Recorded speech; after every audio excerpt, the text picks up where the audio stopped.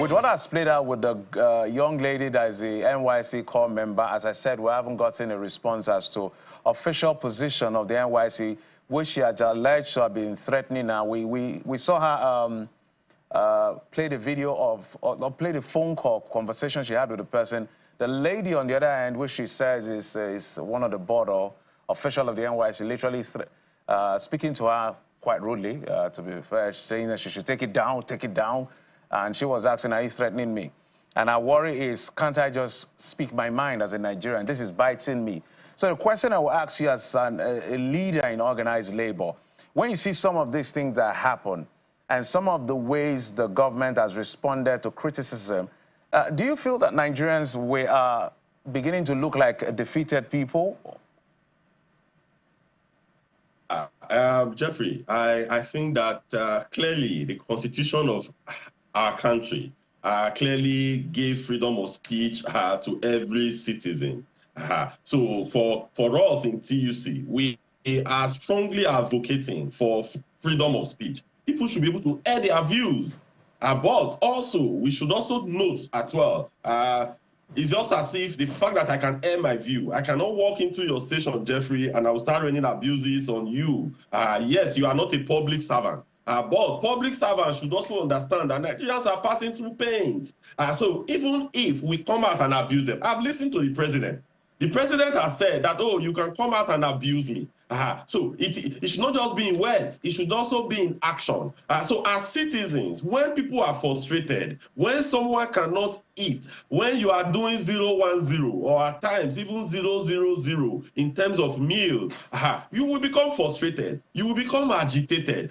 So you could come out, right? Maybe the only place you could have your evening meal, it's going to Facebook to post some things there. I mean, hypothetically, that could be your meal for that evening. So they should also understand, they have to develop this resilience to understand that people are frustrated, people are hungry, people are tired. So if they decide to vent, I strongly believe that the government should see this as, should not personalize it and come after such individual. Imagine a young lady carrying out her NYC function. What does she really have to do to bring that government? So it is about personal frustration that she has aired. So I think that the government should be, they have to persevere much more. They have to be much more tolerant, and they have to have this deep level of patience with Nigerians, because people are passing through a lot as it stands today. So that is my advice to government.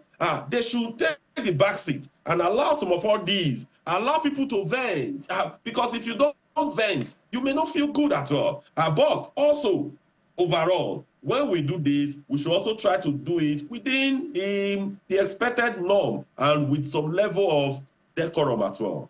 I know that in their rule book or whatever, I think they call it a bylaw. I was listening to one of the bylaw, reading the bylaw, said not to be rude to constituted authority. So it says any member, that's any core member, who is rude to a constituted authority shall be tried by the core disciplinary committee, and if found guilty, be liable to extension of service for a period not less than 30 days with half pay. Constituted authority here, I don't know, I don't think it was defined, whether it is the core of the NYC authority or the federal government or the state government. Maybe help us out on that particular one as to how the government should tackle this issue. And in speaking to that as well, Mr. Sifo, the issue around whether or not, let me ask you a direct question, whether or not this is going to be midterm by May the 29th. Do you really believe that President Bola Tinubu is fixing Nigeria and is going to be able to fix this country? Yes. So in terms of the NYC lady and the rule in the book, I believe that if we have not read that book for a while, I've left NYC for I'm sure donkey years ago, for a very long time now. But if you check, there may be something about remuneration. I've learned that even the NYC, as of today, they have not paid them the improved remuneration. So where there are rules, there are responsibilities as well. So the NYC should also discharge that responsibility. They shouldn't bring their the rule to bear when it will bite the person, to use it to winch on people. First, NYSC, if they are paying those corps members, let's say 120,000 naira, 150,000 naira today, I'm not sure that particular corps member will be frustrated. So they should also carry out their responsibility as well, not to come with the full weight of the law to say you have broken this law, when on the other part, they are not fulfilling some obligations that they ought to fulfill. Then in terms of the performance, I think severally when I've met you on this platform, you've actually asked me this. Yeah, for me and for us in Trade Union Congress of Nigeria, as of today, there are some things that are quite positive that has happened. There are things, things about the student loan, things about the credit scheme, but this should be deepened further because we have done some investigation on that. It is not as deep as it should be, but it's a work in progress. It has started. So there are some positives, but there are a lot of other negatives. What Nigerians see today, is I'm going to bed. Do I have food to eat?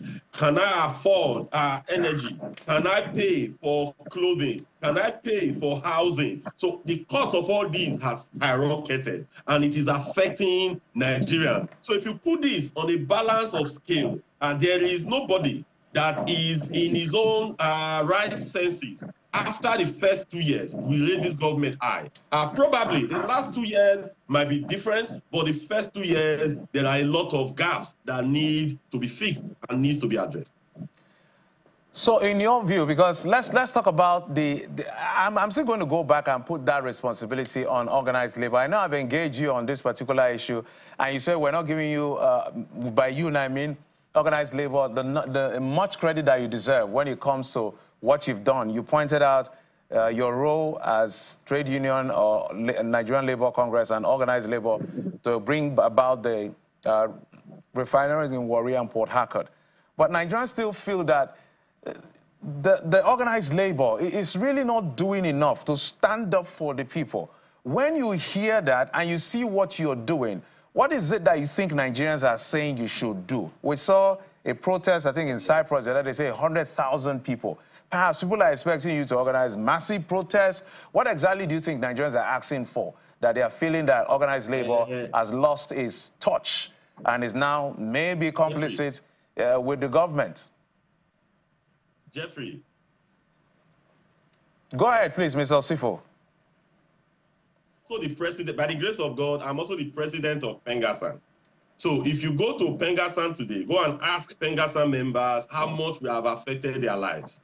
Go and ask any Pengasan member on the street how much we have touched their lives. See, that is our primary responsibility, Jeffrey. Our primary responsibility is not to be opposition to government. I've said this over and over again. Our primary responsibility is to our members. We have members that pay dues to keep the center working. So our primary responsibility is to those members. So the way we work, my CWC, the way we work every day in Pengasan to make the lives of the people better. Go to NUPROC, go and ask them how their life has been better. Go to NMDPRA, go to Total Energies, go to Chevron, go to ExxonMobil. They will tell you that in the last 2 years, that practically their salaries in most organizations has been doubled.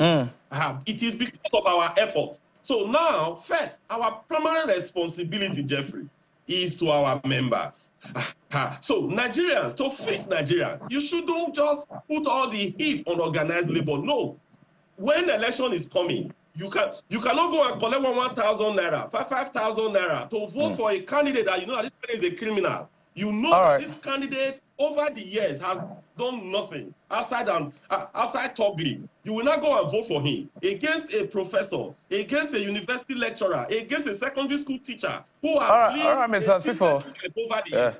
Then when you finish it, sorry, let me just answer on this. When you finish it, 10 seconds. Elected people that doesn't have the right character to occupy where they are occupying, you will not say organized labor, go and kill. No. Organized labor, first of all, we have members in our constituency that we are responsible for. Each of the affiliates are working on a daily basis to get this done. So to fix Nigeria, there must be collectivism across board.